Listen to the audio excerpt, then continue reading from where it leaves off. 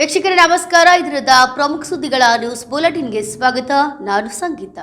ಕೊಟ್ಟೂರು ಪಟ್ಟಣದಲ್ಲಿ ಶ್ರೀ ಪಾಂಡುರಂಗ ರುಕ್ಮಿಣಿ ದೇವರ 32ನೇ ವರ್ಷದ ಡಿಂಡಿ ಉತ್ಸವ ಕಾರ್ಯಕ್ರಮ. ವಿಜಯನಗರ ಜಿಲ್ಲೆ ಕೊಟ್ಟೂರು ಪಟ್ಟಣದ ಶ್ರೀ ಪಾಂಡುರಂಗ ರುಕ್ಮಿಣಿ ದೇವರ 32ನೇ ವರ್ಷದ ದಿಂಡಿ ಉತ್ಸವ ದಿನಾಂಕ 2/12/2024 ರಿಂದ 3/12/2024 4/12/2024 ರವರೆಗೂ 3 ದಿನಗಳ ಕಾಲ ಕಾರ್ಯಕ್ರಮ ವಿಜೃಂಭಣೆಯಿಂದ ನೆರವೇರುತ್ತದೆ. ಈ ಉತ್ಸವಕ್ಕೆ ಮಹಾರಾಜ ಶ್ರೀ ತುಕಾರಾಮ್ ಪವಾರ್, ಕೃಷ್ಣ ಮನೆ ಬೊಂಗಾಳೆ, ಗೋಂದಾಳೆ ಸಮಾಜ ಹುಬ್ಬಳ್ಳಿ ಇವರಿಂದ ಕಾರ್ಯಕ್ರಮ ನಡೆಯುತ್ತದೆ. ಭಕ್ತರು ಆಗಮಿಸಬೇಕು ಎಂದು ಬಾವಸಾರ ಕ್ಷತ್ರಿಯ ಸಮಾಜದ ಅಧ್ಯಕ್ಷರಾದ ಪಿ. ಪ್ರಭುದೇವರವರು ತಿಳಿಸಿದ್ದಾರೆ. Chigateri Jayappa, NKS TV4 news, Vijayanagara. Hosapete ಜಿಲ್ಲೆ ಹೂವಿನಹಡಗಲಿ ತಾಲೂಕಿನ ಹಿರೇಹಡಗಲಿಯಲ್ಲಿ ಅದ್ದೂರಿಯಾಗಿ ಜರುಗಿದ ಕಾರ್ತಿಕೋತ್ಸವ. ಹೌದು, ಪ್ರಸ್ತುತ ದಿನಮಾನಗಳಲ್ಲಿ ಹಬ್ಬ ಹರಿದಿನಗಳು ನಶಿಸಿ ಹೋಗ್ತಿವೆ. ಇಂದಿನ ತಂತ್ರಜ್ಞಾನದ ಸುಳಿಗೆ ಸಿಕ್ಕಿ ಸನಾತನ ಧರ್ಮದ ಸಂಸ್ಕೃತಿ ಹಬ್ಬಗಳ ಆಚರಣೆಯಲ್ಲಿ ಕುಂಠಿತಗೊಂಡಿದೆ ಎಂದು ಗುರುಪೀಠದ ಸಣ್ಣ ಹಾಲೇಶ್ವರ ಸ್ವಾಮಿಯವರು ತಿಳಿಸಿದರು. ಕಾರ್ತಿಕೋತ್ಸವ ಅನ್ನುವುದು ಕತ್ತಲಿಂದ ಬೆಳಕಿನ ಕಡೆ ಸಾಗುವ ಸಂಸ್ಕೃತಿಯ ಅನುಕರಣೆ ಆಗ್ತದೆ.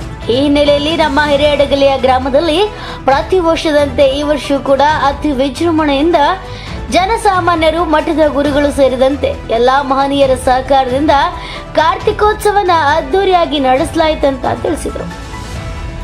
ಈ ಕಾರ್ತಿಕೋತ್ಸವದಲ್ಲಿ ಸಹಸ್ರಾರು ಜನಸ್ತೋಮ ಹರಿದು ಬಂದಿದ್ದು, ಮಠದಲ್ಲಿ ಪ್ರಸಾದ ವ್ಯವಸ್ಥೆ ಹಾಗೂ ಸಂಗೀತ ಗೋಷ್ಠಿಯನ್ನ ಮಠದ ಆವರಣದಲ್ಲಿ ಅದ್ದೂರಿಯಾಗಿ ನಡೆಸಲಾಯಿತು. ಈ ಕಾರ್ತಿಕೋತ್ಸವದ ಸಂದರ್ಭದಲ್ಲಿ ಹಾಲೇಶ್ವರ ಸ್ವಾಮಿ, ಹಾಲಸಿದ್ದೇಶ್ವರ ಸ್ವಾಮಿ, ಹಾಲ ವೀರಪ್ಪಜ್ಜ ಸ್ವಾಮಿ ಸೇರಿದಂತೆ ಅನೇಕ ಸ್ವಾಮಿಯವರು ಉಪಸ್ಥಿತರಿದ್ದರು. Mounesh Achar, NKS TV4, Chitradurga.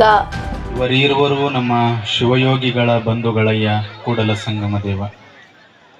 ಪ್ರಾತಸ್ಮರಣೀಯ ಗುರುವರಿಯರನ್ನು ಸ್ಮರಿಸಿ ಈ ಒಂದು ಸಂಗೀತ ಸಮಾರಂಭದ ಸುಂದರ ವೇದಿಕೆಯ ಮೇಲೆ ಪಾವನ ಸಾನ್ನಿಧ್ಯವನ್ನು ವಹಿಸಿಕೊಂಡಿರುವಂತಹ ಸದ್ಗುರು ಶಿವಯೋಗಿ ಹಾಲಸೋಮೇಶ್ವರ ಮಹಾಸ್ವಾಮಿಗಳವರಲ್ಲಿ, ಸದ್ಗುರು ಶಿವಯೋಗಿ ಹಾಲಸಿದ್ದೇಶ್ವರ ಮಹಾಸ್ವಾಮಿಗಳವರಲ್ಲಿ, ಸದ್ಗುರು ಶಿವಯೋಗಿ ಹಾಲಸ್ವಾಮಿಗಳವರಲ್ಲಿ, ಸದ್ಗುರು ಶಿವಯೋಗಿ ಅಭಿಷೇಕ ಹಾಲಸ್ವಾಮೀಜಿಯವರಲ್ಲಿ, ಗ್ರಾಮ ಪಂಚಾಯಿತಿಯ ಅಧ್ಯಕ್ಷರಾಗಿರುವಂತಹ ಸೋಮಣ್ಣ ಹಲಗೇರಿ ಅವರೇ, ಉಪಾಧ್ಯಕ್ಷರೇ, ಸರ್ವ ಸದಸ್ಯರೇ, ಸಿದ್ದು ಅವರೇ, ಖಾದರ್ ಅವರೇ ಸೇರಿರುವಂತಹ ಕಲಾಭಿಮಾನಿಗಳೇ,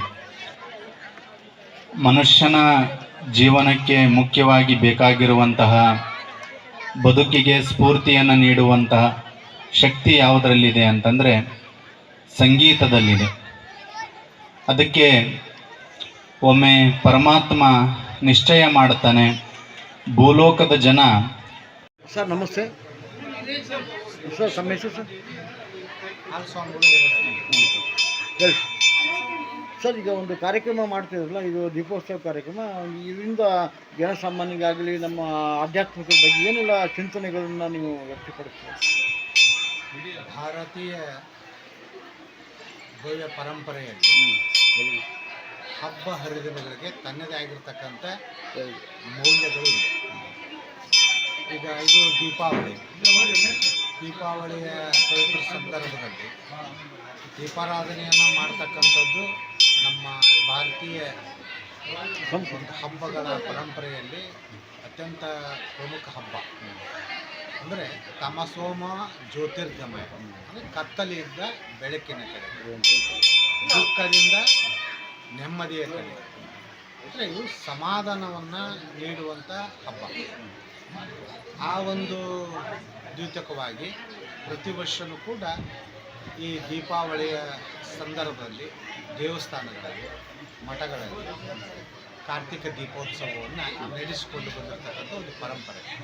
ಹಾಗೆಯೇ ನಮ್ಮ ಶ್ರೀರಾಮಪುರ ಮತ್ತು ಹಿರೇಹಡಗಲಿಯ ಸುಮಾರು 800 ವರ್ಷಗಳ ಭವ್ಯ ಇತಿಹಾಸ ಇದೆ. ಆ ಪ್ರಕಾರವಾಗಿ ಚಟ್ಟಿ ಅಮಾವಾಸ್ಯೆಯ ಪವಿತ್ರ ಸಂದರ್ಭದಲ್ಲಿ ಈ ದೀಪಾರಾಧನೆ ಅಂದರೆ ಕಾರ್ತಿಕ ದೀಪೋತ್ಸವ. ಆಲ್ ಇಂಡಿಯಾ ಬಹುಜನ ಸಮಾಜ ಪಾರ್ಟಿ ವತಿಯಿಂದ ನೂತನ ಪದಾಧಿಕಾರಿಗಳ ಆಯ್ಕೆ. ಆಲ್ ಇಂಡಿಯಾ ಬಹುಜನ ಸಮಾಜ ಪಾರ್ಟಿ ವತಿಯಿಂದ ನೂತನ ಪದಾಧಿಕಾರಿಗಳ ಆಯ್ಕೆ ಮತ್ತು ಪಕ್ಷದ ರಾಜ್ಯಾಧ್ಯಕ್ಷರಾದ ಮಾರಸಂದ್ರ ಮುನಿಯಪ್ಪ ಅವರಿಗೆ ಸನ್ಮಾನ ಕಾರ್ಯಕ್ರಮವನ್ನು ಕಾಶ್ಮೀರಾಮ ನಗರದ ಡಾಕ್ಟರ್ ಬಿಆರ್ ಅಂಬೇಡ್ಕರ್ ಭವನದಲ್ಲಿ ನಡೆಯಿತು. ಕಾರ್ಯಕ್ರಮದಲ್ಲಿ ಆಲ್ ಇಂಡಿಯಾ ಬಹುಜನ ಸಮಾಜ ಪಾರ್ಟಿಯ ರಾಜ್ಯಾಧ್ಯಕ್ಷರಾದ ಮಾರಸಂದ್ರ ಮುನಿಯಪ್ಪ ಅವರು ದಾಸರಹಳ್ಳಿ ಮತ್ತು ಯಲಹಂಕ ವಿಧಾನಸಭಾ ಕ್ಷೇತ್ರದ ನೂತನ ಪದಾಧಿಕಾರಿಗಳನ್ನು ಘೋಷಣೆ ಮಾಡಿದರು. ನಂತರ ಪಕ್ಷದ ವತಿಯಿಂದ ಮಾರಸಂದ್ರ ಮುನಿಯಪ್ಪ ಅವರಿಗೆ ಸನ್ಮಾನಿಸಿ ಗೌರವಿಸಲಾಯಿತು. ಈ ಸಂದರ್ಭದಲ್ಲಿ ಆಲ್ ಇಂಡಿಯಾ ಬಹುಜನ ಸಮಾಜ ಪಾರ್ಟಿ ರಾಜ್ಯಾಧ್ಯಕ್ಷರಾದ ಮಾರಸಂದ್ರ ಮುನಿಯಪ್ಪ, ಉಪಾಧ್ಯಕ್ಷರಾದ ಲೋಕೇಶ್ ಚಂದ್ರ, ರಾಜ್ಯ ಪ್ರಧಾನ ಕಾರ್ಯದರ್ಶಿಗಳಾದ ಸಂದೀಪ್ ಮಾರಸಂದ್ರ, ಉದಯ್ ಕುಮಾರ್, ರಾಜ್ಯ ಕಾರ್ಯದರ್ಶಿ ಆರ್ ಮಂಜುನಾಥ್, ಜಿಲ್ಲಾಧ್ಯಕ್ಷರಾದ ಎಲ್ ಶಾಂತಕುಮಾರ್, ಶಾಲಿಂ ರಾಜ್ ಸೇರಿದಂತೆ ಇನ್ನೂ ಅನೇಕರು ಉಪಸ್ಥಿತರಿದ್ದರು. Hanumantharaju, NKS TV 4 news, Bengaluru. ಸಾರ್ವಭೌಮ ಸಮಾಜವಾದಿ ಜಾತ್ಯತೀತ ಪ್ರಜಾಸತ್ತಾತ್ಮಕ ಗಣರಾಜ್ಯವನ್ನಾಗಿ ರೂಪಿಸುವುದಕ್ಕಾಗಿ ಭಾರತದ ಎಲ್ಲ ಪ್ರಜೆಗಳಿಗೆ ಸಾಮಾಜಿಕ, ಆರ್ಥಿಕ, ರಾಜಕೀಯ ನ್ಯಾಯವನ್ನ, ವಿಚಾರ, ನಂಬಿಕೆ, ಅಭಿವ್ಯಕ್ತಿ, ಧರ್ಮ, ಉಪಾಸನೆಯ ಸ್ವಾತಂತ್ರ್ಯವನ್ನ, ಸ್ಥಾನಮಾನ, ಅವಕಾಶಗಳ ಸಮಾನತೆಯನ್ನ ಕೊಡುವುದಕ್ಕಾಗಿ ವ್ಯಕ್ತಿ ಗೌರವ, ರಾಷ್ಟ್ರದ ಏಕತೆ, ಸಮಗ್ರತೆಗಾಗಿ ಎಲ್ಲರಲ್ಲೂ ಭ್ರಾತೃತ್ವ ಭಾವನೆಯನ್ನ ಸೃಷ್ಟಿಸುವುದಕ್ಕಾಗಿ ದೃಢ ಸಂಕಲ್ಪ ಮಾಡಿ ನಮ್ಮ ಸಂವಿಧಾನ ಸಭೆಯಲ್ಲಿ 1949ನೇ ಇಸ್ವಿ ನವೆಂಬರ್ ತಿಂಗಳ 26ನೇ ದಿನದಂದು ಈ ಸಂವಿಧಾನವನ್ನ ನಮಗೆ ನಾವೇ ಅರ್ಪಿಸಿಕೊಂಡು ಅಂಗೀಕರಿಸಿ ಶಾಸನವಾಗಿ ವಿಧಿಸಿಕೊಂಡಿದ್ದೇವೆ. ಏನಿದು ನಡೆಯಿತು? ಯಾವ ಶ್ಲೋಕ, ಯಾವ ಶಾಸ್ತ್ರ? ಸಂವಿಧಾನ ಪೀಠಿಕೆ. ಸಂವಿಧಾನದ ಪೀಠಿಕೆ ಅಂದ್ರೆ ಸಂವಿಧಾನದ ಹೃದಯ, ಸಂವಿಧಾನದ ಕನ್ನಡಿ. ಈ ಪೀಠಿಕೆಯನ್ನ ನಾವು ಅರ್ಥ ಮಾಡಿಕೊಂಡು ಬಿಟ್ಟರೆ ಸಾಕಷ್ಟು ಭಾಗ ಸಂವಿಧಾನವನ್ನ ಅರ್ಥ ಮಾಡಿಕೊಳ್ಳಬಹುದು. ಹಾಗಾದರೆ ಆಲ್ ಇಂಡಿಯಾ ಬಹುಜನ ಸಮಾಜ ಪಾರ್ಟಿ ಈ ಒಂದು ಕಟ್ಟಿದೆ. ಒಂದು ಕೋರೆಗಾಂವ್ ವಿದ್ಯಾರ್ಥಿ ನಡೆಯಿತು ಮಹಾರಾಷ್ಟ್ರದಲ್ಲಿ. ಅದು ಯಾವ ಕಾರಣಕ್ಕೆ ನಡೀತಪ್ಪ ಅಂದರೆ, ಆ ಒಂದು ಬೇಸಿಗೆ ಆಡಳಿತದಲ್ಲಿ ಬ್ರಾಹ್ಮಣ ಕ್ಷತ್ರಿಯ ವಹಿಸಿದ್ದು ಯಾರೂ ಕೂಡ ವಿದ್ಯಾಭ್ಯಾಸ ಉದ್ಯೋಗ ತೆಗೆದಿರಲಿಲ್ಲ. ಹಾಗಾಗಿ ಇವತ್ತು ಒಂದು ಆರ್ಥಿಕ ಸಮಸ್ಯೆಯನ್ನು ಕೋರೆಗಾಂವ್ ವಿದ್ಯಾರ್ಥಿ ನಾವು ಜ್ಞಾಪಕ ಮಾಡಬೇಕಾಗಿದೆ. ಪರಮಪೂಜ್ಯ ಬಾಬಾ ಸಾಹೇಬ್ ಅಂಬೇಡ್ಕರ್ ಜಗತ್ತಲ್ಲಿ ಯಾವಾಗಲೂ ಕೂಡ ಮಹಾರಾಷ್ಟ್ರ ಬಂದವರು ಆ ಕೋರೆಗಾಂವ್ ಜಾಗ ಇದೆಯಲ್ಲ, ಸ್ಮಾರಕ, ಅಲ್ಲಿ ಬಂದವರು ತಲೆ ಮುಗಿಸಿ ನಮಸ್ಕಾರ ಮಾಡಿ ಗೌರವ ಕೊಟ್ಟು ಹೋಗ್ತಾ ಇದ್ರು. ಹಾಗಾಗಿ ವೇದಿಕೆಯಲ್ಲಿರ್ತಕ್ಕಂಥ ಮುಂದೆ ಇರ್ತಕ್ಕಂಥ ನಮ್ಮ ಪದಾಧಿಕಾರಿಗಳೇ, ಅದರ ವಿಶೇಷ ಏನು ಅಂತ ಹೇಳಿದ್ರೆ, ಬೇರೆ ಬೇರೆ ದೇಶದಲ್ಲಿ ಒಂದು ಕ್ರಿಶ್ಚಿಯನ್ ಇದ್ದಾರೆ, 5 ಮುಸ್ಲಿಮ್ಸ್ ಇದ್ದಾರೆ, 3 ಬುದ್ಧಿಸ್ಟ್ ಇದ್ದಾರೆ. ಭಾರತ ದೇಶ ಹಂಗಲ್ಲ. 4 ವರ್ಣ ಇದೆ, 6,000 ಜಾತಿ ಇದೆ, 1 ಲಕ್ಷ ಉಪಜಾತಿ ಇದೆ. ಈ ಕುಲಕೇಶ್ವರ ಆಧಾರದ ಮೇಲೆ ಸುಮಾರು 2,000 ವರ್ಷಗಳ ಕಾಲ ಬ್ರಾಹ್ಮಣರಿಗೆ ಮಾತ್ರ ವಿದ್ಯಾಭ್ಯಾಸ ಮತ್ತು ಉದ್ಯೋಗ ಮೀಸಲಿತ್ತು. ರಾಜಭಾರ ಆಳೋದು ಕ್ಷತ್ರಿಯರಿಗೆ ಮಾತ್ರ ಮೀಸಲಿತ್ತು. ವ್ಯಾಪಾರ ಮಾಡೋದು ವಯಸ್ಸರಿಗೆ ಮಾತ್ರ ಮೀಸಲಿತ್ತು. ಉಳಿದಂಥ ಜನಗಳಿಂದ ಬುಡಕಟ್ಟು ಜನಾಂಗ, ದಾಸಿ ಜನಾಂಗ ಅಂತ ಹೇಳ್ತಾ ಇದ್ದಾರೆ. ಇವರೆಲ್ಲರೂ ಕೂಡ ಯಾವುದೇ ವಿದ್ಯೆ ಕಲಿಯೋದು, ಉದ್ಯೋಗ ಮಾಡೋದು, ಮನೆ ಇಡೋದು, ಸೈಟ್ ಇಡೋದು, ಬಂಗಾರ ಹಾಕೋದು, ದುಪ್ಪನ್ನ ತಿನ್ನೋದು, ರಾಜಕೀಯಗಳು ಓಡಾಡೋದು ಯಾವತ್ತೂ ಕೂಡ ಇರಲಿಲ್ಲ. ಇವರಿಗೆಲ್ಲ ಕೂಡ ಒಂದು 200 ಜನನ ಈ ಕುರಿಗಳು, ಮೇಕೆಗಳು, ಎತ್ತ ಮೇಲೆ ಕರ್ಕೊಳ್ಳೋಗ್ತಾ ಇದ್ರು. ಬ್ರಿಟಿಷ್ ಆಕ್ರಮಣಕ್ಕಾಗಿ ಕುರಿ ಕೆಳಗಿಲ್ಲ. ಇದು 2,000 ವರ್ಷಗಳ ಕಾಲ ಇದು ನಡೀತಾ ಇದೆ. ಈಗಿರ್ತಕ್ಕಂಥ ವರಿಷ್ಠ ಜಾತಿ ವರ್ಗ, ಈಗಿರ್ತಕ್ಕಂಥ ಹಿಂದುಳಿದ ವರ್ಗ, ಈಗಿರ್ತಕ್ಕಂಥ ಜಾತಿ ಸೇರಿದರು, ಈಗಿರ್ತಕ್ಕಂಥ ಒಕ್ಕಲಿಗರು, ಲಿಂಗಾಯತರು, ಕಡ್ಡಿಗಳು ಎಲ್ಲರೂ ಸೇರಿಸಬೇಕು. ಅದೇ ಬಹುಜನ ಸಮಾಜ ಪಾರ್ಟಿ, ಅದೇ ಆಲ್ ಇಂಡಿಯಾ ಬಹುಜನ ಸಮಾಜ ಪಾರ್ಟಿ. ಈ ದೇಶದಲ್ಲಿ ನಾವು ಈ ರಾಜ್ಯದಲ್ಲೂ ನಾವು ಇದೇ ತರ ನಾವು ಪಕ್ಷಕ್ಕೆ ಬಂದು ಮುಂದಿನಿಂದಲೇ ಈ ಪಕ್ಷ ಬಿಟ್ಟು ಬೇರೆ ಯಾರು ಸರ್ಕಾರ ಮಾಡ್ತಾರ, ಈ ಪಕ್ಷ ಸಪೋರ್ಟ್ ಯಾರು ಎಲೆಕ್ಷನ್ ಹೋಗ್ತಾರ, ಈ ಪಕ್ಷನ ಯಾರು ನೆಗೆಟ್ ಮಾಡಕ್ಕಾಗ್ತೀರಾ ಅನ್ನೋದು ಒಂದು ನಾವು ಮುಂದೆ ಯಾರು ತೋರಿಸ್ಬೇಕಾರೆ ಅದು ನಿಮ್ಗೆ ಇಲ್ಲ. ಯಾಕಂದ್ರೆ ನೀವೇನ್ ಸೈನಿಕರಿದ್ದೀರಾ, ನೀವೇನ್ ಪದಾಧಿಕಾರಿಗಳಿದ್ದೀರಾ, ನೀವೇನ್ ಗ್ರಾಸ್ ವರ್ಕರ್ಸ್ ಇದ್ದೀರಾ, ನಿಮ್ಮಿಂದನೇ ಒಂದು ಪಕ್ಷ ನಡೆಯೋದು. ನೀವೇ ನಮ್ಮ ಮುಖ್ಯ. ನೀವೆಷ್ಟು ಗಟ್ಟಿ ಆಗ್ತೀರೋ ಅಷ್ಟು ಗಟ್ಟಿ ನಾವು ಆಗ್ತೀವಿ. ನಾವು ಗಟ್ಟಿ ಆಗ್ತೀವಿ ಅಷ್ಟು ಗಟ್ಟಿ ಪಕ್ಷ ಆಗುತ್ತೆ, ಪಕ್ಷದ ಹೆಸರು ಬರುತ್ತೆ. ಹಾಗಾಗಿ ನಾವು ಏನೇನು ಜವಾಬ್ದಾರಿ ಕೊಡ್ತಾರೆ ಆ ಜವಾಬ್ದಾರಿ ನಾವು ಗಟ್ಟಿಯಾಗಿ ಮುಂದಿನಿಂದಲೇ ನಾವು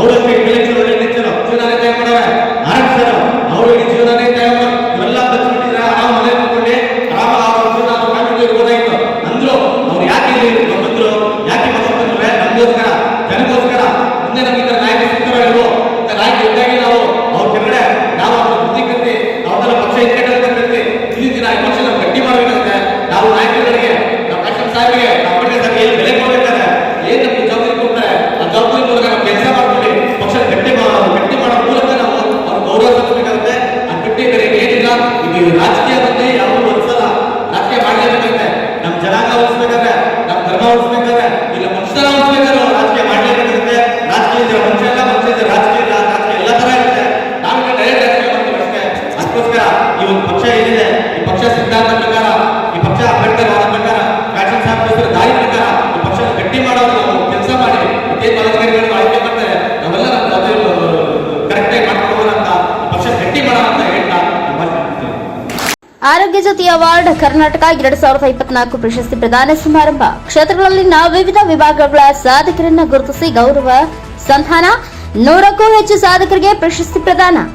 ಸಮಾಜಮುಖಿ ಸೇವೆಯಲ್ಲಿ ತೊಡಗಿಕೊಂಡ ಪ್ರತಿಷ್ಠಿತ ಬೆಂಗಳೂರಿನ ರಾಘವಿ ಚಾರಿಟೇಬಲ್ ಟ್ರಸ್ಟ್ ಮತ್ತು ಸೇವಾ ಫೌಂಡೇಶನ್ನ ಶ್ರೀ ರಾಘವೇಂದ್ರ ಸುಂಟ್ರಹಳ್ಳಿ ಹಾಗೂ ಶ್ರೀ ಲಕ್ಷ್ಮಿ ಗ್ರೂಪ್ ಆಫ್ ಆಸ್ಪತ್ರೆಗಳು ಹಾಗೂ ಇನ್ನಿತರ ವೈದ್ಯಕೀಯ ಹಲವು ಸಂಸ್ಥೆಗಳ ಸಹಭಾಗಿತ್ವದಲ್ಲಿ ಆರೋಗ್ಯ ಕ್ಷೇತ್ರಗಳಲ್ಲಿನ ವಿವಿಧ ವಿಭಾಗಗಳ ಸಾಧಕರನ್ನ ಗುರುತಿಸಿ ನಗರದ ಗಾಂಧಿ ಭವನದಲ್ಲಿ ಆರೋಗ್ಯ ಜ್ಯೋತಿ ಅವಾರ್ಡ್ಸ್ ಕರ್ನಾಟಕ 2024 ಪ್ರಶಸ್ತಿ ಪ್ರದಾನ ಸಮಾರಂಭ ನಡೆಯಿತು.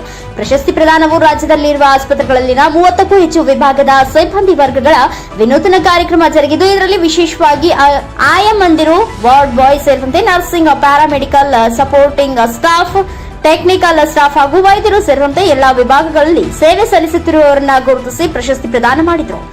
ಸಚಿವ ದಿನೇಶ್ ಗುಂಡೂರಾವ್, ಶಾಸಕರಾದ ಬೇಳೂರು ಗೋಪಾಲಕೃಷ್ಣ, ನಟಿ ಪ್ರಿಯಾಂಕಾ ಉಪೇಂದ್ರ, ಕಾರುಣ್ಯ ರಾಮ್, ಶ್ರೀಲಕ್ಷ್ಮಿ ಗ್ರೂಪ್ ಆಫ್ ಆಸ್ಪತ್ರೆಯ ಮಾಲೀಕರಾದ ಡಾಕ್ಟರ್ ಸಾಂಬಶಿವ ಸೇರಿದಂತೆ ಗಣ್ಯರು ಪ್ರಶಸ್ತಿ ಪ್ರದಾನ ಮಾಡಿದರು.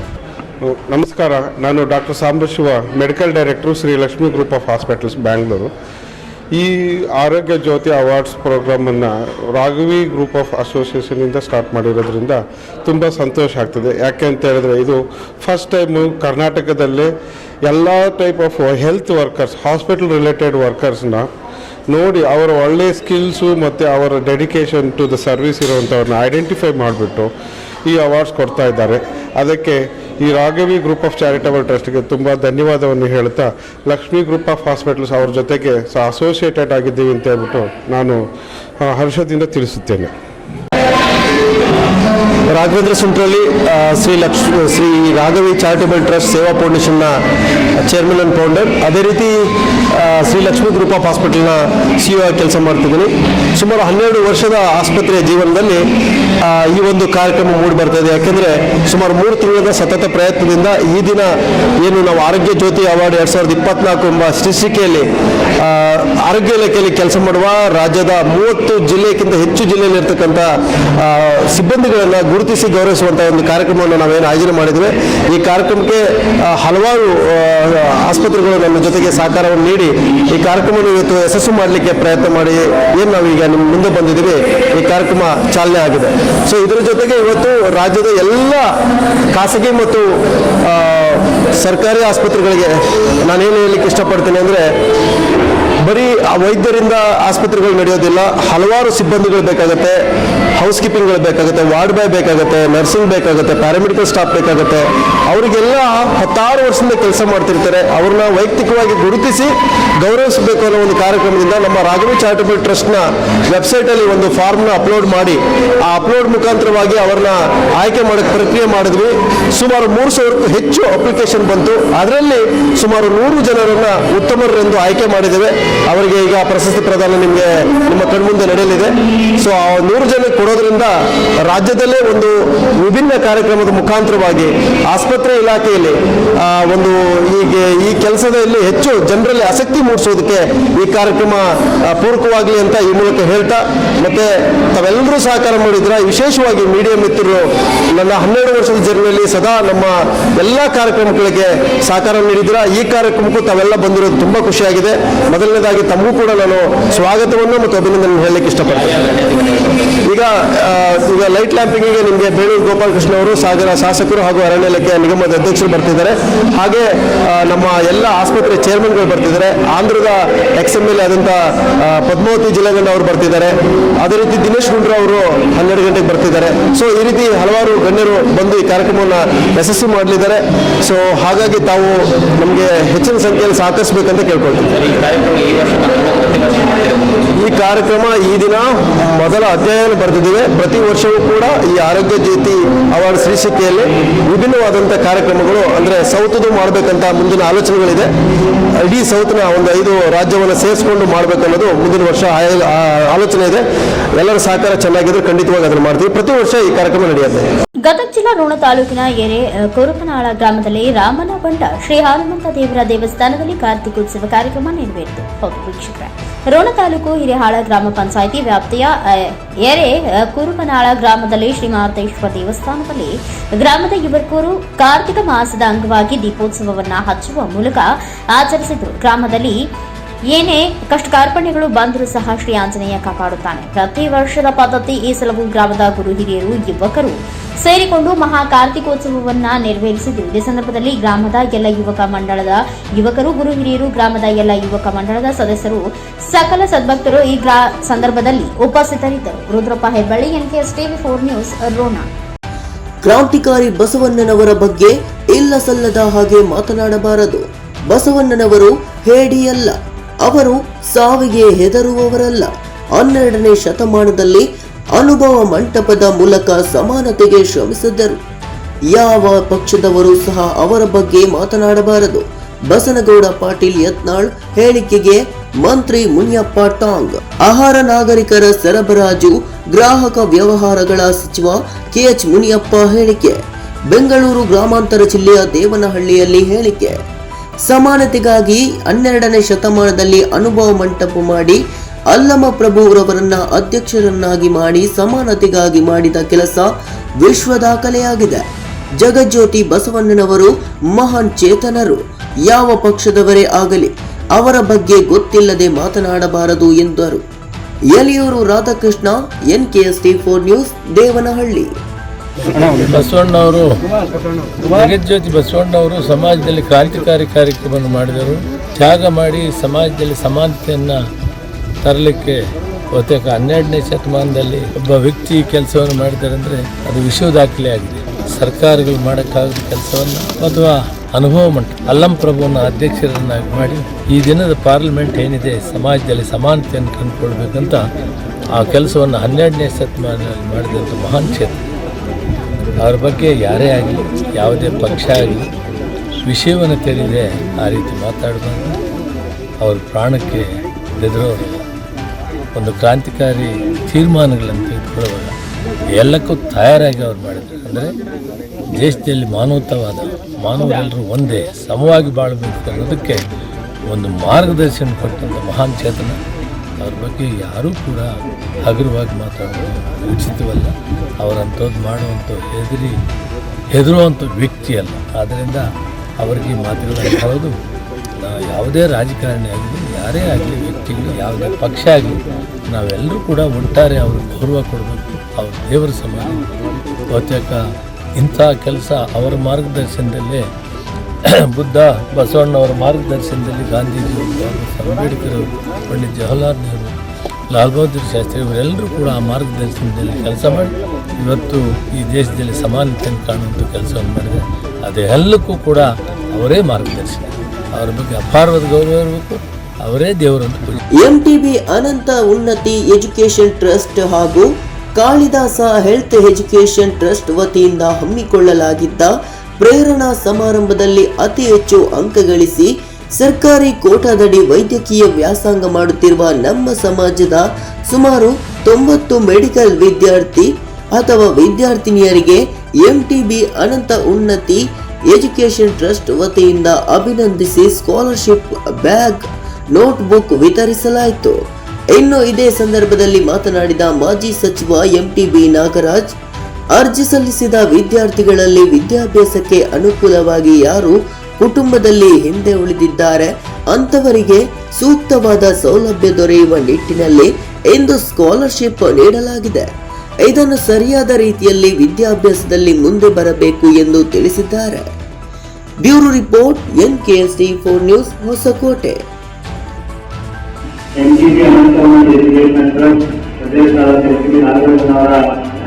ಸಂಸ್ಥೆಯಲ್ಲಿ ಅದೇ ರೀತಿಯಾಗಿ ಕಾಳಿದಾಸ ಅಧ್ಯಕ್ಷರಾದಂತಹ ಪರಮೇಶ್ವರ ವಿಜಯಲಕ್ಷ್ಮಿ ಮೇಡಮ್ ಅವರ ಒಂದು ನೇತೃತ್ವದಲ್ಲಿ ಇಲ್ಲಿನ 50 ಜನ ವಿದ್ಯಾರ್ಥಿನಿಯರಿಗೆ ಅದೇ ರೀತಿ 31 ವಿದ್ಯಾರ್ಥಿನಿಯರಿಗೆ ತಮ್ಮ ವಿದ್ಯಾಭ್ಯಾಸಕ್ಕೆ ಸಹಾಯವಾಗಿ ನಾಗರಾಜನ ನೇತೃತ್ವದಲ್ಲಿ ಇವತ್ತು ಈ ಕಾರ್ಯಕ್ರಮವನ್ನು ಮಾಡಿದ್ದೀವಿ. ಈ ಕಾರ್ಯಕ್ರಮಕ್ಕೆ ಬಂದಂತೆ ಎಲ್ಲ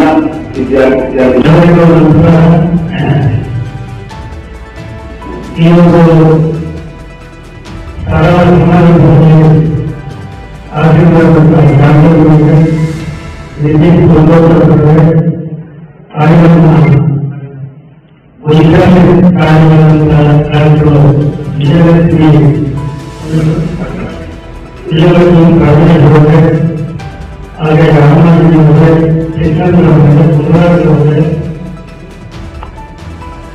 ಇಲ್ಲಿ ನಡೆಸತಕ್ಕಂಥ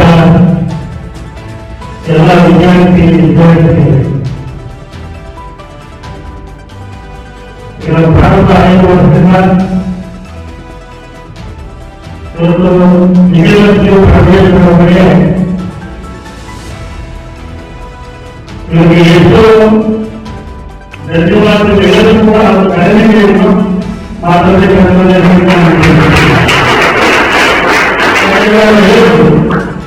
ಒಂದು 2 ಕೋಟಿ ಪ್ರಾರಂಭ ಮಾಡಿ ಇವತ್ತು 200 ಸ್ಟೂಡೆಂಟ್ಗಳಿಗೆ ಇವತ್ತು ಆರ್ಥಿಕ ನಾವು ಮಾಡ್ತಾ ಇದ್ದೇವೆ. ಅವರ ಭಾವನೆಯಲ್ಲಿ ಎಷ್ಟು ಕಷ್ಟ ಇದೆ, ಅವರ 300 ರೂಪಾಯಿಗಳಿಗೆ ಅಷ್ಟು ಕಷ್ಟ ಇದೆ. ಅಥವಾ ಕಷ್ಟಗಳು ಅಂತ ಕಷ್ಟದಿಂದ ಕೂಡ ಸುಮಾರು 290 ಜಿಲ್ಲೆಗಳಿಂದ ಬಂದಿದ್ದಾರೆ. ಎಲ್ಲ ಜಿಲ್ಲೆಗಳಲ್ಲಿ ತಾಲೂಕುಗಳಲ್ಲಿ ಯಾವ ಗ್ರಾಮಗಳಿಂದ ಕೂಡಿಸಿ ಸಾಮಾನ್ಯವಾಗಿ ಕಾರ್ಯಕ್ರಮವನ್ನು ರೂಪಿಸಿ ಪ್ರತಿ ವರ್ಷ ಸತತವಾಗಿ 7 ವರ್ಷದಿಂದ ಈ ಕಾರ್ಯಕ್ರಮವನ್ನು ನಡೆದುಕೊಳ್ತಾ ಇದ್ದಾರಲ್ಲ, ಅದಕ್ಕೆ ಅವರಿಗೆ ನಾನು ಉದಾಹರಣೆ ಪ್ರಾರಂಭದಲ್ಲಿ ನಾನು ಶಾಲೆಗಳಾಗಿದೆ, ಆಗಿದ್ದೆ 7 ವರ್ಷದಿಂದ ಇಬ್ಬರು ವಿಷಯವನ್ನು ಕೂಡ 50-60 ಜನರು ಈ ವರ್ಷ ನಾನು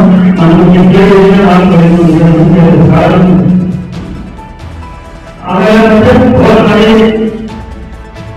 ಯಾವ ರೀತಿ ವ್ಯವಸ್ಥೆ ಮಾಡಿದೆ, ಹೆಚ್ಚಿನ ಸ್ಟೂಡೆಂಟ್ಸು ಅಪ್ಲಿಕೇಶನ್ ಹಾಕಿದ್ದಾರೆ.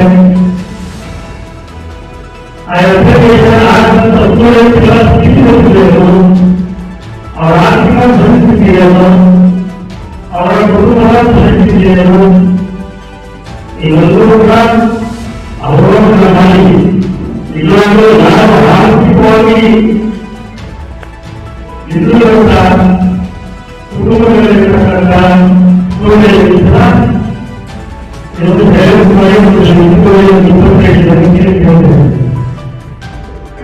ಇವತ್ತು ಅವರು ವಿದ್ಯಾರ್ಥಿಗಳು ಆ ಗುರಿ ಮುಂದೆ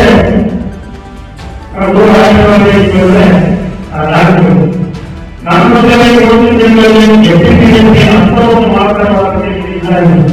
ಎಲ್ಲರೂ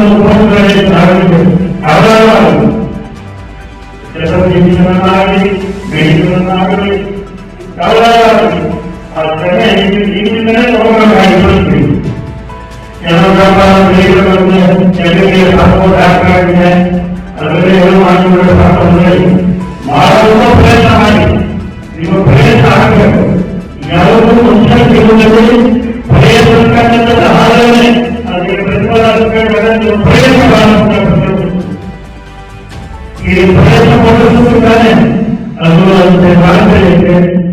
ಒಂದು ಒಂದು ಉಪಾಧಿಗಳು ಯಾವ ರೈತರಲ್ಲಿ ಪಾಸಾಗಿದ್ದಾರಲ್ಲ ಅವರ ಇಲ್ಲವಲ್ಲ 665 ರೈತರಲ್ಲಿ ಬರ್ತದೆ. ಆದ್ದರಿಂದ ಒಂದೊಂದು ಕೂಡ ಹೋಗಿದ್ದಾರೆ.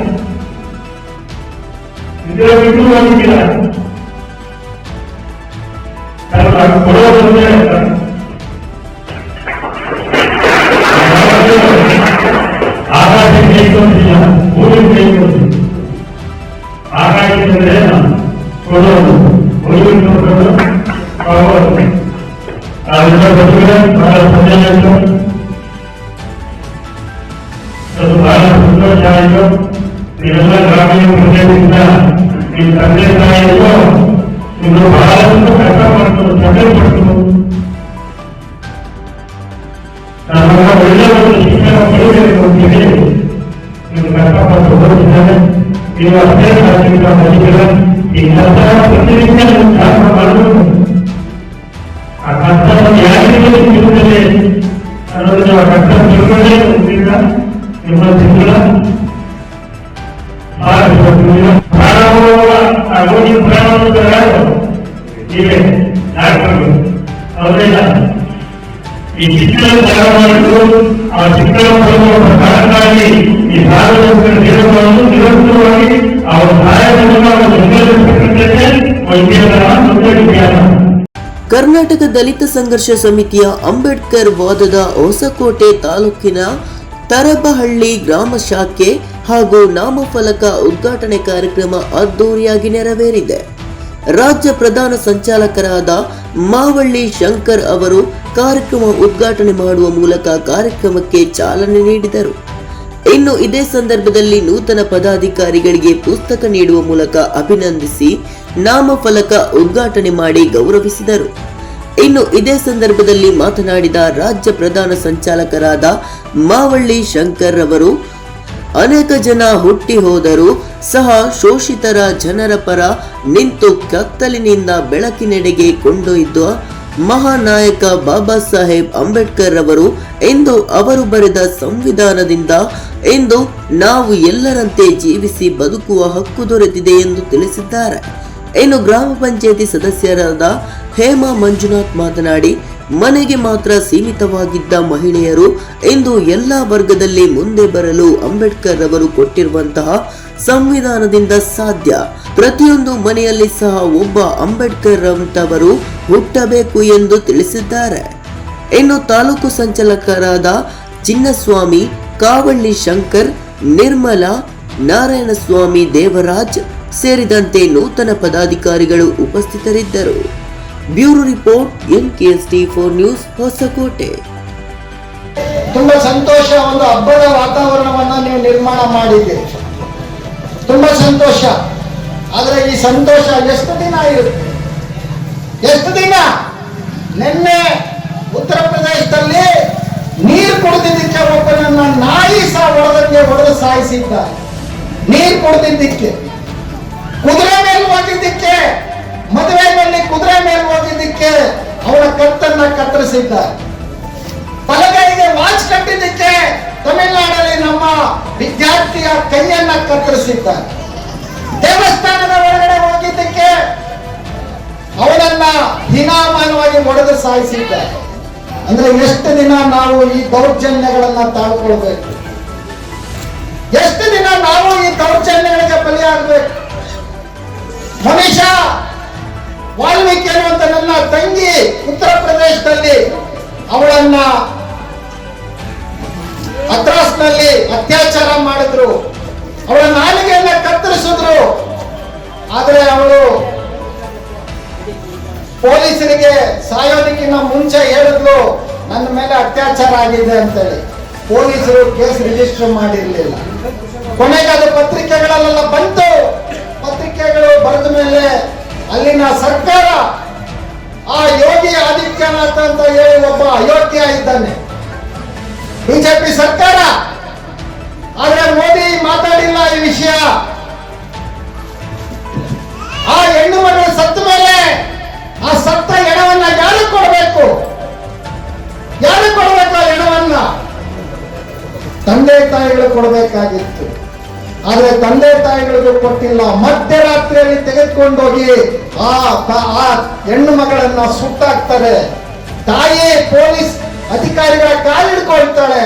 ನನ್ನ ಮಗಳನ್ನ ಕೊನೆ ಬಾರಿ ನಾನು ನೋಡ್ಬೇಕು, ನನ್ನ ಮಗಳನ್ನ ಕೊನೆ ಬಾರಿ ನೋಡ್ಬೇಕು ಅಂತಾಗ್ಲೂ ಕೂಡ ಆ ತಂದೆ ತಾಯಿಗಳಿಗೆ ಆ ಮಗುವನ್ನ ತೋರಿಸ್ಲಿಲ್ಲ. ಮಧ್ಯರಾತ್ರಿಯಲ್ಲಿ ಸುಟ್ಟಾಕಿರು. ಆದ್ರೆ ನಾವು ಏನು ಯೋಚನೆ ಮಾಡ್ತಾ ಇದ್ದೀವಿ? ನಾವೆಲ್ಲಿದ್ದೀವಿ? ಇದು ಯಾವಾಗಲೂ ಹಿಂದೆ ನಡೆದಿದ್ದಲ್ಲ. ಇದು ಕಳೆದ ಒಂದು 8-10 ತಿಂಗಳ ಹಿಂದೆ ಉತ್ತರ ಪ್ರದೇಶದಲ್ಲಿ ನಡೆದಿದೆ. ಆ ನೀರು ಕುಡಿಯಕ್ಕೆ ಹೋದ ಹುಡುಗನನ್ನ ಮೊನ್ನೆ ಸಾಯಿಸಾಕಿತ್ತು. ಮಂಡ್ಯದಲ್ಲಿ ಮೊನ್ನೆ ಒಂದು ವಾರದಿಂದ ಹನಿಕೆರೆ ಅಂತೇಳಿ ಮಂಡ್ಯ ಹತ್ರ ಮದ್ದೂರು ಹತ್ರ ಆ ದೇವಸ್ಥಾನ ಕಟ್ಟೆ ದುಡ್ಡು ಕೊಡ್ತಾರೆ, ಆ ಜಾತ್ರೆ ಕೂಡ ದುಡ್ಡು ಕೊಡ್ತಾರೆ ನಮ್ಮವರು. ನಾವೆಲ್ಲ ದುಡ್ಡು ಕೊಟ್ಟಿದ್ವಿ. ಜಾತ್ರೆ ಆಗ್ಬೇಕಾದ್ರೆ ದೇವರು ನಮ್ಮನೆ ಊರಿಗೆ ಬರಬೇಕು ಅಂದಾಗ ಇವರು ನಮ್ಮೂರು ಕರೀತಾರಲ್ಲ ಅಂತ ಹೇಳ್ಬಿಟ್ಟು ಆ ದೇವ್ರನ್ನೇ ಹೊತ್ಕೊಂಡು ಹೋಗ್ಬಿಟ್ರು ಅವರು. ಏನ್ ಸಮಾಜ ಇದು? ಇದ್ರ ಬಗ್ಗೆ ಯುವಕರು ಅರ್ಥ ಮಾಡ್ಕೊಳ್ಬೇಕು ಬಂದಿದೆ. ಅದಕ್ಕೆ ನಾನು ಹೇಳಿದ್ದು, ಕೋರೆಗಾವಿನ ವೀರ ಯೋಧರ ಹೋರಾಟ ಇದೆಯಲ್ಲ, ತ್ಯಾಗ ಇದೆಯಲ್ಲ, ಅದು ಯಾಕಾಯ್ತು? ಸುಮ್ಗೆ ಹೋರಾಟ ಆಯ್ತಾ? ಬ್ರಿಟಿಷರು ಕೇಳಿದ್ರು ಬರ್ತಾರೆ, ನೀವು ನಮ್ಗೆ ಬೆಂಬಲ ಕೊಡಿ, ನಿಮ್ಗೆ ನಾವು ಎಲ್ಲ ಹಕ್ಕನ್ನ ಕೊಡ್ತೀವಿ ಅಂತ. ಆದ್ರೆ ಒಪ್ಪೋದಿಲ್ಲ ನಮ್ಮ ಆವತ್ತಿನ, ನಮ್ಮ ಹಿಂದಿನ, ನಮ್ಮ ತಲೆಮಾರಿನ ನಮ್ಮ ಹೋರಾಟಗಾರರು. ಯಾಕಂದ್ರೆ ಬ್ರಿಟಿಷರು ಅವರು ಹೊರಗಿನವರು. ಪೇಶ್ವೆ ಬಾಜಿರಾಯ ನಮ್ಮವನು, ಅವನು ಹೋಗಿ ಅವನು ಸೇನಾಧಿಪತಿ, ಅವನು ಕರ್ಕೊಂಡು ಹೋಗ್ತಾನೆ ಬಾಜಿರಾಯನ ಹತ್ರಕ್ಕೆ. ಬಾಜಿರಾಯ ಹೇಳ್ತಾನೆ, ಯಾರು ಇವನು? ಇವನೊಬ್ಬ ಕೆಳಜಾತಿ, ಅವನು ಸಿದ್ದನಾಕ. ಅವನ್ನೇ ಕರ್ಮನೆ ಒಳಗಡೆ ತಗೊಂಡು ಬಂದೆ. ಅವನೇನೋ ಮಾತಾಡ್ಬೇಕಂತೆ ಸ್ವಾಮಿ. ಅವನ ಮಾತೇನು ಕೇಳೋದು ನಾನು? ಹೇಳ್ತಾನೆ ಸಿದ್ದನಾಕ, ಇಲ್ಲ ಯುದ್ಧ ಶುರು ಆಗ್ತಾ ಇದೆ, ನೀವು ನಮಗೆ ವಿದ್ಯೆ ಕೊಟ್ರೆ, ನಮಗೆ ಎಲ್ಲ ಮಾನವ ಹಕ್ಕುಗಳು ಕೊಟ್ರೆ ನಾವು ನಿಮ್ಮ ಪರವಾಗಿ ಯುದ್ಧ ಮಾಡ್ತೀವಿ ಸ್ವಾಮಿ ಅಂತಾಳೆ. ಅದಕ್ಕೆ ಹೇಳ್ತಾನೆ ಅವನು ಬಾಜಿರಾಯ, ನೀನೊಬ್ಬ ನೀಚ ಜಾತಿಯವನು, ನೀಚ ಜಾತಿಯವನ ಬೆಂಬಲ ತಗೊಂಡು ನಾನು ಯುದ್ಧ ಮಾಡ್ಬೇಕಾ? ನಿನ್ನಂತ ನಾವು ಮನೇಲಿ ಇರ್ಬೇಕಾದವ್ರೆ. ಆದ್ರೂ ನಾನು ಈ ಸ್ಟೇಜ್ ಅಲ್ಲಿ ನಿಂತು ನನ್ಗೊಂದು ಮಾತಾಡೋಕೆ ಅವಕಾಶ ಮಾಡಿಕೊಟ್ಟ ಸಂವಿಧಾನದಲ್ಲಿ ನಮಗೂ ಈ ತರ ಅವಕಾಶ ಕೊಟ್ಟಾಗ ನಾನು ಅಂಬೇಡ್ಕರ್ ಅವ್ರಿಗೆ ನನ್ನ ಹೃದಯಪೂರ್ವಕ ವಂದನೆಗಳನ್ನ ಸಲ್ಲಿಸ್ತೀನಿ. ಒಂದು ಅಂಬೇಡ್ಕರ್ ಅವರು ಇಷ್ಟೊಂದು ಚೇಂಜ್ ಮಾಡಿರುವಾಗ, ಈ ದೇಶನೇ ತಿರುಗಿ ನೋಡುವಾಗ, ಇಡೀ ಭಾರತ ದೇಶದಲ್ಲಿ ಪ್ರಪ್ರಥಮ ಕಾನೂನು ಮಂತ್ರಿ ನಮ್ಮ B.R. ಅಂಬೇಡ್ಕರ್ ಅವರು. ಅಂತಹ ಅಂಬೇಡ್ಕರ್ ಅವರು ಒಂದು ದೇಶನೇ ಬದಲಾಯಿಸಿರುವಾಗ ಅವ್ರು ನಮ್ಗೊಂದು ಎಕ್ಸಾಂಪಲ್. ಅವ್ರನ್ನ ಎಕ್ಸಾಂಪಲ್ ಇಟ್ಕೊಂಡು ನಮ್ಮ ಮಾವಳ್ಳಿ ಶಂಕರಣ್ಣವರು, ಅವರು ನಮ್ಗೆಲ್ಲ ಈಗಿನ ಕಾಲಕ್ಕೆ ಒಂದು ದೊಡ್ಡ, ಅವ್ರ ಬಗ್ಗೆ ನಾನು ತುಂಬಾ ಕೇಳಿದ್ದೀನಿ. ಅವ್ರ ಬಗ್ಗೆ ಕೇಳುವಾಗ ನನಗೂ ಒಂಥರ ಖುಷಿ ಆಯ್ತು. ನಮ್ಮ ಮಗಗೂ ಹೇಳ್ತಾ ಇದ್ವಿ ಈ ತರ ಅಂತ. ಅವರು ನಮ್ಗೆ ಒಳ್ಳೆ ಎಕ್ಸಾಂಪಲ್. ಅವರು ಈಗ ಮನೇಲಿ ಒಂದೊಂದು ಮಾವಳ್ಳಿ ಶಂಕರ್ ಅವರು, ಒಂದೊಂದು ಅಂಬೇಡ್ಕರ್ ಅವರು ಇದ್ರೆ ನಮ್ಮ ದೇಶ ಹೆಂಗಿರುತ್ತೆ.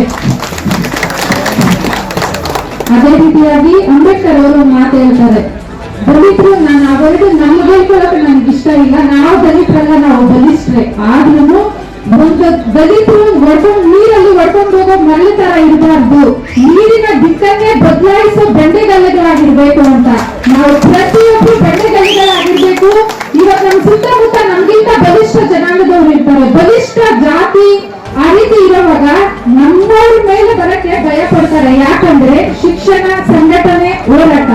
ನಾವು ಗ್ರೂಪ್ ಆಗಿ ನಿಂತ್ಕೊಂಡು ಒಂದು ಟೀಮ್ ಅಲ್ಲಿ ನಿಂತ್ಕೊಂಡ್ರೆ ಅವ್ರೆಷ್ಟೇ ಶ್ರೀಮಂತರಾಗಿದ್ರು, ಅವ್ರು ಯಾವ ಜಾತಿ ಜನಾಂಗದವರಾಗಿದ್ರು, ನಮ್ಮ ಟೀಮ್ ನೋಡಿ, ನಮ್ಮ ಸಂಘಟನೆ ನೋಡಿ ಅವ್ರು ಭಯ ಪಡ್ತಾರೆ. ಬಿಕಾಸ್ ಅದು ನಮ್ಮ ಅಂಬೇಡ್ಕರ್ ಅವರು ನಮಗೆ ಕೊಟ್ಟಿರುವಂತಹ ಸಂವಿಧಾನ. ಆ ಸಂವಿಧಾನ ಕೊಟ್ಟಂತಹ ಅಂಬೇಡ್ಕರ್ ಅವರಿಗೂ ನಮಸ್ಕಾರ. ಮತ್ತೆ ಸ್ಟೇಜ್ ಮೇಲೆ ಇರೋ ಪ್ರತಿಯೊಬ್ಬ ಹಿರಿಯರಿಗೂ ವಂದಿಸ್ತಾ. ಲಕ್ಷ್ಮೇಶ್ವರ ಪಟ್ಟಣದ ಹಳೆಯ ಬಸ್ ನಿಲ್ದಾಣದ ಹತ್ತಿರ ಇರುವ ಗಡ್ಡದೇವರ ಮಠದ ಕಾರ್ತಿಕೋತ್ಸವ ಪ್ರತಿ ವರ್ಷದಂತೆ ಈ ವರ್ಷ ಕೂಡ ಶ್ರದ್ಧಾ ಭಕ್ತಿ ಸಂಭ್ರಮದೊಂದಿಗೆ ಜರುಗಿತು. ಗಡ್ಡಯ್ಯನವರ ಗದ್ದಿಗೆ ವಿಶೇಷ ಪೂಜೆ ಸಲ್ಲಿಸುವುದರೊಂದಿಗೆ ಕಾರ್ತಿಕೋತ್ಸವಕ್ಕೆ ಬನ್ನಿಕೊಪ್ಪದ ಜಪ್ಪದ ಕಟ್ಟಿ ಸುಜ್ಞಾನದೇವ ಪೂಜ್ಯರು ಮಹಾ ಮಂಗಳಾರತಿಯೊಂದಿಗೆ ಚಾಲನೆಯನ್ನ ನೀಡಿದರು. ಮಾಜಿ ಶಾಸಕ JS ಗಡ್ಡದೇವರ ಮಠ, ರಾಮಕೃಷ್ಣ ದೊಡ್ಮನಿ, ರಾಮಣ್ಣ ಲಮಾಣಿ, ಬ್ಲಾಕ್ ಕಾಂಗ್ರೆಸ್ ಅಧ್ಯಕ್ಷ GR ಕೊಪ್ಪದ್, ಗುರುನಾಥ್ ದಾನಪ್ಪನವರ್, ಪುರಸಭೆ ಅಧ್ಯಕ್ಷ ಯಲ್ಲವ್ವ ದುರ್ಗಣ್ಣನವರ್, ಉಪಾಧ್ಯಕ್ಷೆ ಫಿರ್ದೋಷ್ ಆಡೂರ್ ಸೇರಿದಂತೆ ಅನೇಕರು ಮುಖಂಡರು, ಹಿರಿಯರು ಈ ಒಂದು ಕಾರ್ಯಕ್ರಮದಲ್ಲಿ ಭಾಗವಹಿಸಿದರು. ವೆರನಾಡ್ ಪಗ್ NKS TV4 ಲಕ್ಷ್ಮೇಶ್ವರ.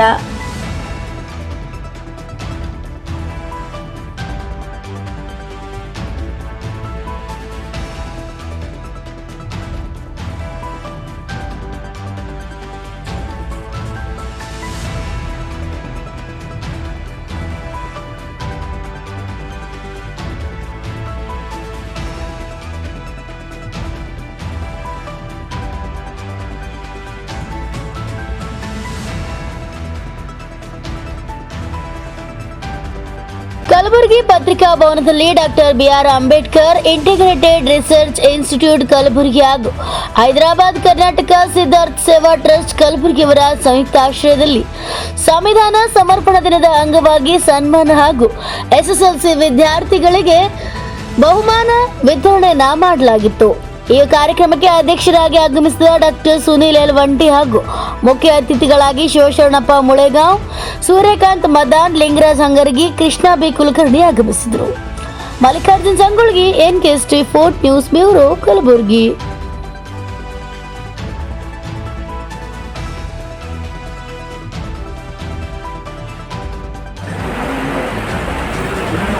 ನೀವು ಮಾಡಬೇಕಾದ ಚಿಂತನೆ ಏನು? ಸಂವಿಧಾನ ಮತ್ತು ಬಾಬಾ ಸಾಹೇಬರನ್ನ ಗಂಭೀರವಾಗಿ ಅರ್ಥ ಮಾಡ್ಕೊಳ್ಬೇಕು, ಓದಕ್ಕೂ ಬೇಕಾಗಿದೆ, ಹಾಗೆಯೇ ತಿಳಿಸಬೇಕಾಗಿದೆ. ಒಂಟಿಯವರು ಮೊನ್ನೆ ಒಂದ್ಸಲ ಬಂದಾಗ ನಾನು ಮಾತಾಡಿದೆ ಅವರಿಗೆ. ನಾವು ಜಯಂತಿ ಆಚರಣೆ ಮಾಡ್ತೀವಿ, ಬಾಬಾ ಸಾಹೇಬ್ ಅಂಬೇಡ್ಕರ್ ಜಯಂತಿ ಆಚರಣೆ ಮಾಡ್ತೀವಿ, ಬಸವಣ್ಣನ ಜಯಂತಿ ಆಚರಣೆ ಮಾಡ್ತೀವಿ. ಬಸವಣ್ಣನ ಜಯಂತಿ ಈ ಒಂದು 2-3 ವರ್ಷದಿಂದ 4-5 ವರ್ಷದಿಂದ ಜಿಲ್ಲಾಡಳಿತಗಳಿಗೆ ದೊಡ್ಡ ಪ್ರಮಾಣದಲ್ಲಿ ಆಚರಣೆ ಮಾಡ್ತಾ ಇದ್ದಾರೆ. ಅದಕ್ಕೊಂದು ಕಮಿಟಿ ಚೇರ್ಮನ್ರು ಮಾಡ್ತಾರೆ, ಆಚರಣಾ ಸಮಿತಿ ಚೇರ್ಮನ್ರು. ಬಾಬಾ ಸಾಹೇಬ್ ಅಂಬೇಡ್ಕರ್ ಜಯಂತಿಯಲ್ಲೂ ಒಬ್ಬರು ಚೇರ್ಮನ್ರು ಮಾಡ್ತಾರೆ, ಆಚರಣೆ ಆಗ್ತದೆ. ಆ ಆಚರಣೆ ಹೆಂಗಾಗ್ತದೆ ಎಲ್ಲ ಲಕ್ಷಾಂತರ ಖರ್ಚೆಲ್ಲ ಮಾಡ್ತೀನಿ, ಗೊತ್ತ ದೊಡ್ಡ ಪ್ರಮಾಣದಲ್ಲಿ ಮಾಡ್ತೀನಿ. ನಾನೇನಂದೆ ಒಂಟಿಯವರಿಗೆ, ಸರ್ ನಮಗೆ ಒಂದು ಸಣ್ಣದ ರಿಕ್ವೆಸ್ಟ್ ಇದೆ, ಜಯಂತಿ ಒಳಗೆ ಸುಮಾರು ಇಷ್ಟೊಂದು ಲಕ್ಷ ಖರ್ಚು ಮಾಡ್ತಾರೆ, 3 ಲಕ್ಷ ರೂಪಾಯಿ 3 ಲಕ್ಷ ಕೊಡ್ತೀನಿ. ಏನ್ ಮಾಡ್ತೀನಿ ನಾನಂದ್ರೆ, ಬಾಬಾ ಸಾಹೇಬ್ ಅಂಬೇಡ್ಕರ್ ಅವರು ಒಟ್ಟು ಚಿಂತನೆದ ಬಗ್ಗೆ ಡಿಗ್ರಿ ಕಾಲೇಜಿನ ಕಾಂಪಿಟೇಷನ್ ಇರ್ತದೆ. 25,000 first prize, second prize 15,000, third prize 10,000. 25,000 first prize, 15,000 second prize, 10,000 third prize. Degree ಕಾಲೇಜ್ವರೆಗೆ ಕಾಂಪಿಟೇಷನ್ ಇಟ್ಟೇವೆ. ಡಿಗ್ರಿ ಕಾಲೇಜ್ ಎಲ್ಲ ಗವರ್ಮೆಂಟ್ ಏಡೆಡ್ 12 ಡಿಗ್ರಿ ಕಾಲೇಜ್ ಎಲ್ಲ ಹಗಲು ರಾತ್ರಿ ಓದ್ಕೊಂಡು ಕಾಂಪಿಟೇಷನ್ ಆಗಿ ಭಾಗವಹಿಸ್ತಾರೆ. ಸಂವಿಧಾನ ಬಂದ ನೌಕರಿಗಾಗಿ ಪಡೆಯುವಂತೆ ಶಿಕ್ಷಣ ಬೇರೆ. ನಮ್ಮ ಮನೆಯನ್ನು ನಾವು ಹುಟ್ಟಿದವ, ನಾವು ಒಂದು ಇತಿಹಾಸ ಸೃಷ್ಟಿ ಮಾಡುವಂತ ಶಿಕ್ಷಣವನ್ನು ನಾವು ಪಡ್ಕೋಬೇಕು.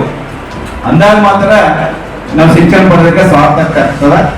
ಮತ್ತೆ ಪ್ರತಿಯೊಬ್ಬನಿಗೆ ಚರಿತ್ರೆ ಮಾಡುವ, ಇತಿಹಾಸ ಮಾಡುವ ಒಂದು ಗುಣಧರ್ಮವನ್ನು ಹೊಂದಿರ್ತಾನೆ ಭಾರತೀಯ ಪ್ರತಿಯೊಬ್ಬ ವ್ಯಕ್ತಿಯು. ಅದನ್ನ ಎಲ್ಲಿ ತಾನು ಮರೆಮಾಚಿಕೊಳ್ಳೋದಂದ್ರೆ ಮೂಢನಂಬಿಕೆ ಮತ್ತು ಅಂಧಶ್ರದ್ಧೆಯಲ್ಲಿ ಅದು ಸಾಧನೆಯನ್ನು ಮರೆಮಾಚಿಕೊಂಡಿರ್ತಾರೆ.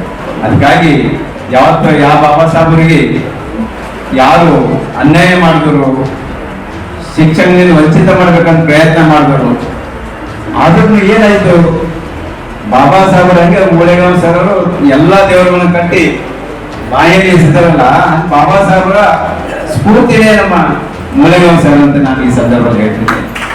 ಯಾಕಂದ್ರೆ ಇಂಥ ವ್ಯಕ್ತಿತ್ವವಾದವರು ಹೊರಗೆ ಬರ್ಬೇಕು. ಹೊರಗೆ ಬಂದಾಗ ಸಮಾಜದಾಗ ಹೆಂಗ್ ಮುಂದೆ ಹೋಗ್ಬೇಕಂಬುದು ಅರ್ಥ ಆಗ್ತದ. ಇವತ್ತು ನಾನು ಅನೇಕ ನಮ್ಮ ಮಕ್ಕಳಿಗೆ ಪ್ರಬಂಧ ಸ್ಪರ್ಧೆಯಲ್ಲಿ ಬರೆಯುವಾಗ ನಾವು ಹೋಗಿದ್ದೇವೆ. ಎಲ್ಲರೂ ಹೋದಾಗ ನಮ್ಮ ಆತ್ಮೀಯರೊಬ್ಬರು ಹೇಳಿದರು, ಬಹುಶಃ ನೀವು ಯಾರು ಡಾಕ್ಟರ್ BR ಅಂಬೇಡ್ಕರ್ ಅವ್ರ ಪಾತ್ರ ಬರೀಲಿಕ್ಕಿಲ್ಲ, ಸಂವಿಧಾನದ ರಕ್ಷಣೆ ಮಾತ್ರ ನೀವು ಬರೀತೀರಿ ಅಂತ ಹೇಳಿದ್ರು. ಅಲ್ಲಿ ಏನ್ ಅವ್ರು ಹೇಳೋದು ತಪ್ಪರೆ ಏನಿತ್ತಂದ್ರ, ಇವ್ರು ಅಂಬೇಡ್ಕರ್ ಅಂತ ತಿಳ್ಕೊಂಡಿಲ್ಲ. ಯಾಕೆ ತಿಳ್ಕೊಂಡಿಲ್ಲ ಅಂದ್ರೆ ಅವರು ಮಕ್ಕಳಿಗೆ ಮನೆ ಬಾಲಕರನ್ನು ತಿಳಿಸಿಲ್ಲ, ಬೇರೆ ಬೇರೆ ಸಮಾಜ ಮಕ್ಕಳು ಅವರೆಲ್ಲರೂ ಭಾರತೀಯರೇ. ಬಟ್ ಅವ್ರೆಲ್ಲರಿಗೂ ಬರೆದು ಸಂವಿಧಾನ ಬಾಬಾ ಸಾಹೇಬ್ ಅಂಬೇಡ್ಕರ್, ಬರೀ ದಲಿತರಿಗೆ ಶೂದ್ರರಿಗೆ ಬರೆದಲ್ಲ. ಹಾಗಾಗಿ ನಾನು ಇಲ್ಲಿ ಕುಂತಂತ ಎಲ್ಲರಿಗೂ ಮನವಿ ಮಾಡ್ಕೊಡ್ತೀನಿ, ದಯಮಾಡಿ ಬಾಬಾ ಸಾಹೇಬರ ಇತಿಹಾಸವನ್ನು ಓದಲೇಬೇಕು. ನೀವು ಸಂವಿಧಾನದ ಅರ್ಥ ಆಗ್ತದೆ ನಿಮ್ಗ. ಅಣ್ಣ ಬಸವಣ್ಣನ ಇತಿಹಾಸವನ್ನು ಓದಲೇಬೇಕು ನೀವು. ಸಮಾನತೆ ಮತ್ತು ಜಾತಿಯ ರೈತ ಸಮಾಜ ಆಗಿ ನಿರ್ಮಾಣ ಮಾಡಬೇಕಂಬುದು ಅರ್ಥ ಆಗ್ತದ. ಬುದ್ಧನ ಒಂದು ಚರಿತ್ರೆಯನ್ನು ಓದಲೇಬೇಕು. ಯಾಕಂದ್ರೆ ಒಬ್ಬ ಮನುಷ್ಯ ಇನ್ನೊಬ್ಬ ಮನುಷ್ಯಗೆ ಯಾವ ರೀತಿ ಸಹಕಾರ ಮಾಡಬೇಕು, ಶಾಂತಿ. ಜಿಲ್ಲೆಯಾದ್ಯಂತ ಇಂದು ಶಾಲಾ ಕಾಲೇಜುಗಳಿಗೆ ರಜೆ ಘೋಷಿಸಿದ ಚಿಕ್ಕಬಳ್ಳಾಪುರ ಜಿಲ್ಲಾಧಿಕಾರಿ ರವೀಂದ್ರ. ಹೌದು, ನಿರಂತರವಾಗಿ ತುಂತುರು ಮಳೆ ಸುರಿಯುತ್ತಿದ್ದು ಹಾಗೂ ಕೊರೆಯುವ ಚಳಿ ಬೀಸುತ್ತಿರುವ ಹಿನ್ನೆಲೆಯಲ್ಲಿ ಚಿಕ್ಕಬಳ್ಳಾಪುರ ಜಿಲ್ಲೆಯ ಎಲ್ಲ ಶಾಲಾ ಕಾಲೇಜುಗಳಿಗೆ ಸೋಮವಾರ ರಜೆ ಘೋಷಿಸಿದ್ದಾರೆ ಜಿಲ್ಲಾಧಿಕಾರಿ ರವೀಂದ್ರ. ಈ ರಜೆ ದಿನದ ಕಲಿಕೆಯ ಪ್ರಕ್ರಿಯೆಯನ್ನ ಮುಂದಿನ ಸರ್ಕಾರಿ ರಜೆ ದಿನದಂದು ಸರಿದೂಗಿಸಲಾಗುವುದಾಗಿ ಜಿಲ್ಲಾಧಿಕಾರಿ ರವೀಂದ್ರ ಅವರು ನೀಡಿರುವ ಪತ್ರಿಕಾ ಪ್ರಕಟಣೆಯಲ್ಲಿ ತಿಳಿಸಿದ್ದಾರೆ. ಚಂದ್ರಹಳ್ಳಿ ರವಿಕುಮಾರ್, NKST 4 ಚಿಂತಾಮಣಿ. ಎಲ್ಲರಿಗೂ ಕೂಡ ನಮಸ್ಕಾರ. ನಾನು PN ರವೀಂದ್ರ, ಜಿಲ್ಲಾಧಿಕಾರಿ ಚಿಕ್ಕಬಳ್ಳಾಪುರ ಜಿಲ್ಲೆ. ಫೆಂಗಲ್ ಚಂಡಮಾರುತದ ಪ್ರಭಾವ ಚಿಕ್ಕಬಳ್ಳಾಪುರ ಜಿಲ್ಲೆಯ ಮೇಲೂ ಕೂಡ ಇದೆ. ಮುಂದಿನ 48 ಗಂಟೆಗಳಲ್ಲಿ ಭಾರಿ ಮಳೆ ಮತ್ತು ವಿಪರೀತ ಚಳಿ ಆಗ್ತಕ್ಕಂತಹ ನಿರೀಕ್ಷೆ ಇರೋದ್ರಿಂದ ಚಿಕ್ಕಬಳ್ಳಾಪುರ ಜಿಲ್ಲೆಯ ಎಲ್ಲ ಶಾಲಾ ಕಾಲೇಜಿನ ವಿದ್ಯಾರ್ಥಿಗಳ ಆರೋಗ್ಯದ ಹಿತದೃಷ್ಟಿಯಿಂದ ಡಿಸೆಂಬರ್ 2 ಅಂದ್ರೆ ನಾಳೆ ಸೋಮವಾರ ಎಲ್ಲ ಶಾಲಾ ಕಾಲೇಜುಗಳಿಗೆ ರಜೆಯನ್ನ ಘೋಷಣೆ ಮಾಡಲಾಗ್ತಾ ಇದೆ. ನಾಳೆ ಏನು ರಜೆ ಘೋಷಣೆ ಆಗ್ತಾ ಇದೆ, ಈ ದಿನವನ್ನು ಮತ್ತೊಂದು ದಿನ ತರಗತಿಗಳನ್ನು ನಡೆಸುವುದರ ಮೂಲಕ ವಿದ್ಯಾರ್ಥಿಗಳ ಒಂದು ಪಾಠ ಪ್ರವಚನಗಳಿಗೆ ತೊಂದರೆ ಆಗದಂಗೆ ಸರಿದೂಗಿಸಲಿಕ್ಕೆ ಉಪನಿರ್ದೇಶಕರು PUDD ಮತ್ತು ಶಾಲಾ ಶಿಕ್ಷಣ ಇಲಾಖೆ DD ಅವರಿಗೆ ಸೂಚನೆಯನ್ನ ನೀಡಿರ್ತೀನಿ. ಹಾಗಾಗಿ ಫೆಂಗಲ್ ಚಂಡಮಾರುತದ ಪ್ರಭಾವ ಮಕ್ಕಳ ಮೇಲೆ ಯಾವುದೇ ಆರೋಗ್ಯದ ತೊಂದರೆ ಆಗಬಾರ್ದು ಅಂತಕ್ಕಂಥ ದೃಷ್ಟಿಯಿಂದ ಡಿಸೆಂಬರ್ 2ನೇ ತಾರೀಕು ಚಿಕ್ಕಬಳ್ಳಾಪುರ ಜಿಲ್ಲೆಯ ಎಲ್ಲ ಶಾಲಾ ಕಾಲೇಜುಗಳಿಗೆ ರಜೆಯನ್ನ ಘೋಷಣೆ ಮಾಡಿದ್ದೀನಿ. ನಮಸ್ಕಾರ. ಹಾಸನದ ಕಿತ್ತಾನೆ ಬಳಿ ಪೊಲೀಸ್ ಜೀಪ್ ಅಪಘಾತ. ಪ್ರೊಫೆಷನರಿ IPS DYSP ಮತ್ತು ಜೀಪ್ ಚಾಲಕ ಮಂಜೇಗೌಡ ಹೋಗುತ್ತಿದ್ದ ವಾಹನ ಅಪಘಾತ. ಹಾಸನದಿಂದ ಗೇರೂರ್ಗೆ ಹೋಗುವ ವೇಳೆ ಅಪಘಾತ ನಡೆದಿದೆ. ಚಾಲಕನ ಆಯ ತಪ್ಪಿ ಜೀಪ್ ಪಲ್ಟಿಯಾಗಿದೆ. ಗಾಯಾಳುಗಳನ್ನ ಹಾಸನ ಖಾಸಗಿ ಆಸ್ಪತ್ರೆಗೆ ದಾಖಲಿಸಲಾಗಿದೆ.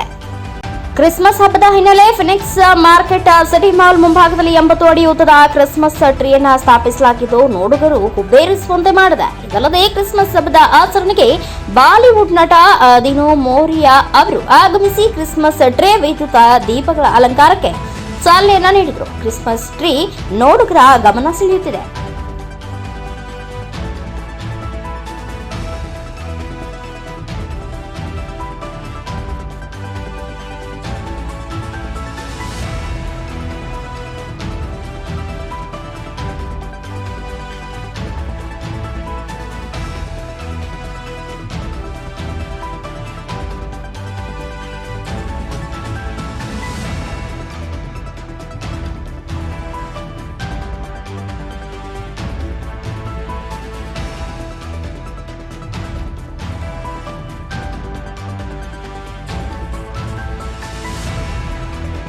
ಅಫಜಲ್ಪುರ ಪುರಸಭೆಯ ವಾರ್ಡ್ ನಂಬರ್ 1 ಉಪಚುನಾವಣೆಯಲ್ಲಿ 107 ಅಂತರದ ಮತಗಳಿಂದ ಗೆಲುವು ಸಾಧಿಸಿದ ಭಾರತೀಯ ಜನತಾ ಪಕ್ಷದ ಅಭ್ಯರ್ಥಿ ಶ್ರೀಮತಿ ಶಿಲ್ಪಾ ಮಳೇಂದ್ರ ಡಾಂಗೆ ಅವರನ್ನ ಆದರ್ಶ ನಗರ ವಾರ್ಡ್ ನಂಬರ್ 16 ಶ್ರೀ ಆಂಜನೇಯ ಸ್ವಾಮಿ ಯುವಕ ಮಂಡಳಿಯ ವತಿಯಿಂದ ಸನ್ಮಾನಿಸಲಾಯಿತು.